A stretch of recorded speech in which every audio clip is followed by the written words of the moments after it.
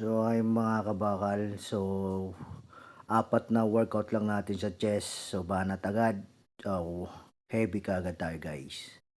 Let's go. So, 4 set at apat na program lang sa chest. Ito yung inuna natin yung dumbbell, incline dumbbell guys. So, let's go. Wow, okay. So, kailangan guys, kahit puyat tayo, nagwo-workout pa rin tayo. So, hindi tayo nagpapabaya. May disiplina pa rin tayo. At syempre, yung pagkain natin, ganun pa rin guys. So, kumakain ako na 6 times a day. So, 15 egg, 3 kainan, and then 1 kilong tilapia o 800 grams na chicken fillet. Yung ano yung walang buto yun guys. So, pinapump ko na guys. First time pa lang nakapump na. Ito yung panghuli na natin dito guys. Yan. So, kailangan guys, pag nag-AB rin tayo, mas maganda yung tayo lang mismo nagbubuhat. Yun no. Yung hindi tayo gaano nagpapa-spot. Nagpapa-spot tayo pagka gusto natin na sobrang heavy. Yun. At piniplex ko na rin pala guys dito para nakakaano na tayo sa oras. Yun o. Kung sino, ayun o, pump na tayo guys. So, ito naman, dito na yung next workout natin sa machine na to guys. Ito magandang machine na to guys ha, sa chest. So, iwas injury tayo dito. Yan. Okay, so for apat na program na tayo guys. Ito yung pangalawa natin. Yun. So, konti lang kinaya natin guys. Kulang yung lakas natin. Pero kahit pa paano yung muscle natin, pump na pump pa rin. At eto na yung last natin dito sa machine na to guys. So, banat agad. Let's go. So, hindi natin kaya yung at papatulong tayo. Yun. Let's go guys. Yun. So, mabigat na pala to guys.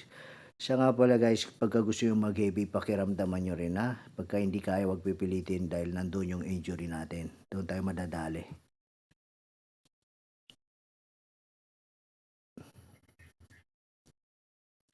Kasi pag nadali na kayo guys, wala na yan. Pag nabalian kayo na punitan, di na babalik yan.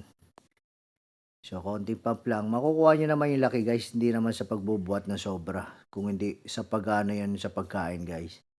Kasi subok ko na yun.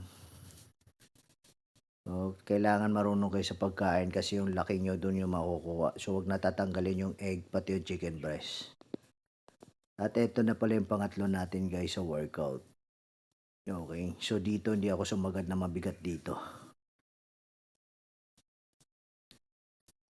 Yung sakto lang, saktuan lang, yung pakiramdam yun na napupunit na yung chest nyo. Yun. Pagka kasi walang pump guys at wala kayo naramdaman, parang walang kwenta yung workout. So, ito na yung panghuli natin dito guys. Yun oh. So, ito lang yung workout natin guys sa mga followers natin, lalo na sa mga tumatangkilik ng video natin at nagtatanong at may tiwala sa atin. So, gayahin nyo yan guys. Effective yan. So, wag natin tatanggalin yung pagkain ha. So, malinis na pagkain, di masasarap. Mas maganda sa katawan yun guys. Katulad ng egg na laga. So, pagka kumain kayo ng egg guys, 5 egg o 6 o 7 siyang kainan. So, wag nyo tatanggalin yung chicken breast ulit. 800 grams o 1 kilong tilapia. So, ganun lang guys. Salamat at sukran sa lahat. Sukran sa mga nanonood ng video natin guys. Okay. So pagkatapos yan guys, flex na tayo para yung muscle natin napapump. Yan o. So ito na yung pinaka-pump ko dyan guys. So yan ay pinaka last video natin. So thank you guys. Yun lang ang workout natin.